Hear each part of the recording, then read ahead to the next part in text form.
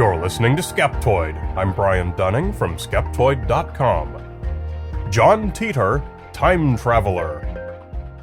Today we're going to delve into a modern internet-born legend, the story of time traveler John Titor, Titor, said to have come from the future and briefly stopped by the year 2000 to make some internet forum posts. That, my friends, is essentially the beginning and the end of the story. You're listening to Skeptoid. I'm Brian Dunning from... however, this is Skeptoid, and we can't stop there. There's something to learn from every urban legend. Even in cases where the legend itself has no connection to any actual events or history, the fact that it has nevertheless managed to become a legend offers a lesson. Moreover, the thinner a story is, the stronger is the urge to dismiss it out of hand, which is never a responsible type of analysis. So let's take a look at our apocryphal friend from another time, John Titor. His first well-known appearance is believed to have been in the year 1998, when many accounts say that he sent some faxes into the paranormal radio program Coast to Coast AM, identifying himself as a time traveler from the year 2036. He warned that the Y2K computer bug, an issue in which many older computer systems only allowed 2 characters for the year, was going to be disastrous when clocks rolled over at midnight on December 31st, 1999, causing deaths by starvation and freezing, martial law, and all kinds of problems. Next, sometime in the year 2000, he appeared as a participant in the discussions on an internet forum called the Time Travel Institute. His handle was Time Travel Zero. He, or someone else using the same name, also posted on the forums for Coast to Coast.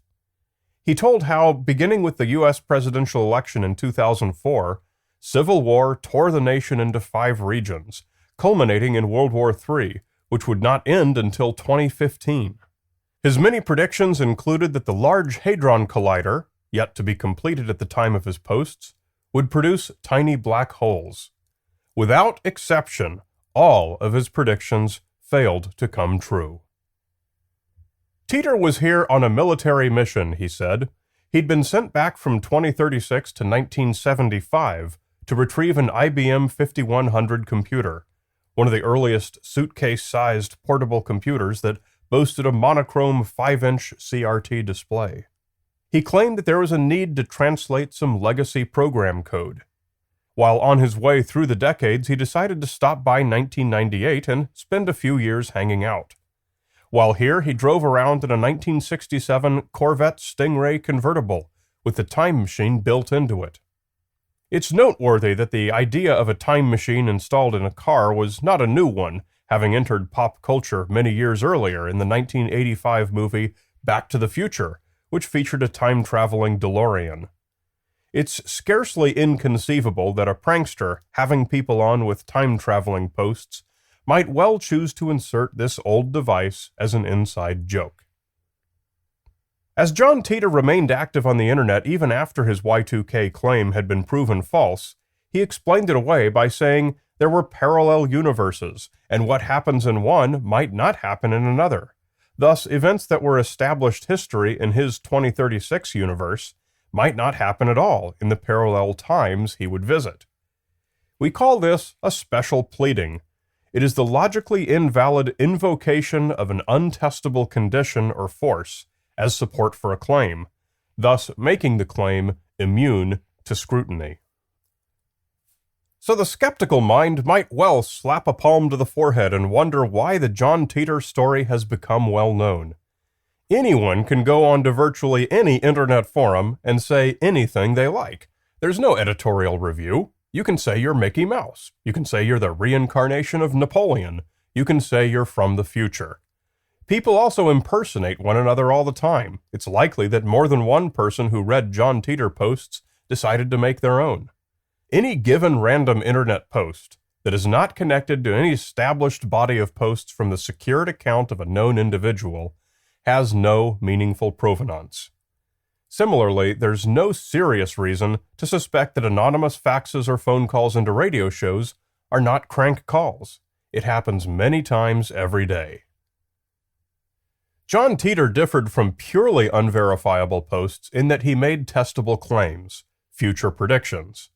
The predictions for whose time has come and gone have all been proven false, many of them absurdly so, and so his posts were indeed consistent with what we'd expect from random prank posts.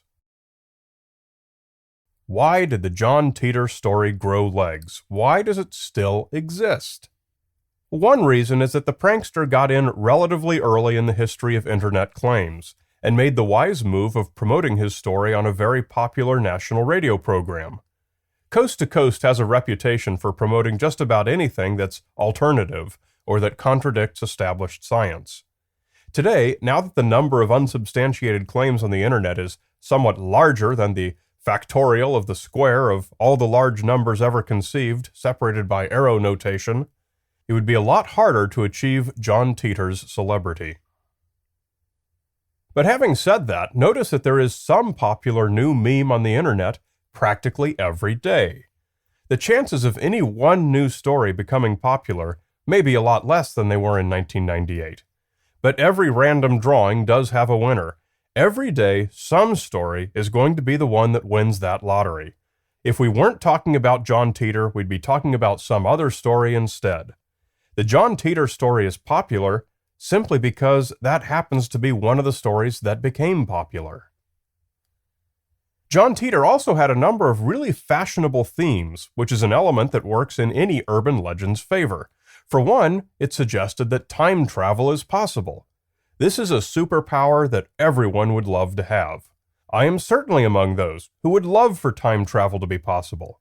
When someone suggests that it is, others repeat it. We all want John Titor to actually be from the future. Another theme it embraced was government corruption, martial law, civil war, an empowered people fighting the establishment. For as long as there have been anti-government conspiracy theorists, there have been those who want to see these things happen. There seems to be a lot of crossover between conspiracy theorists and people who post a lot on internet forums.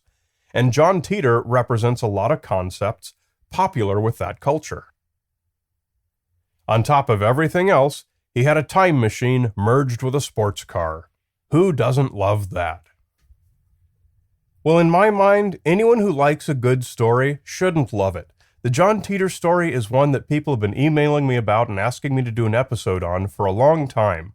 And when I finally sat down to do some preliminary research to see if it was worth an episode, I was actually a little surprised at how thin the story is.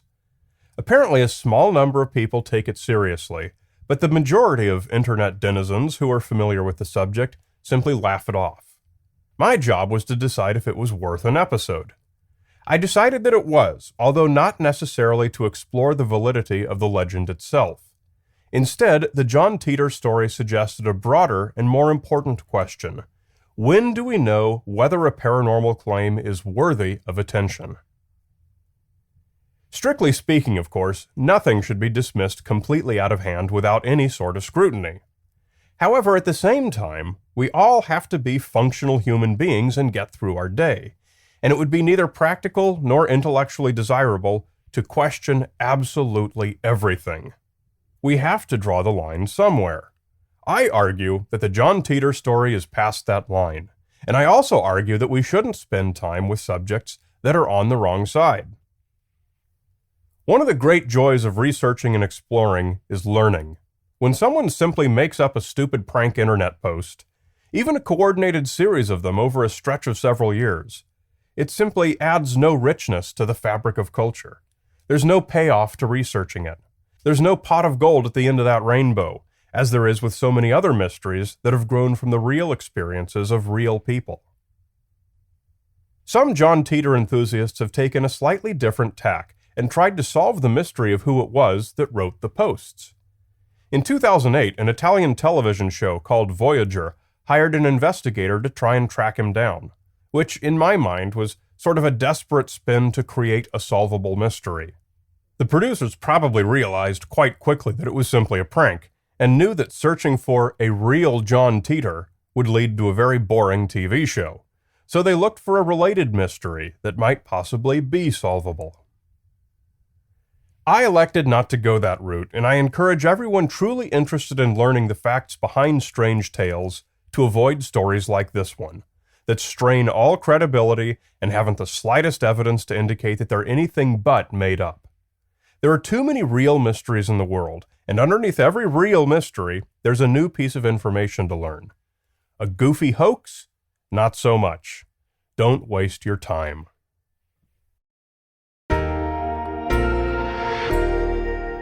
You're listening to Skeptoid, a listener-supported program.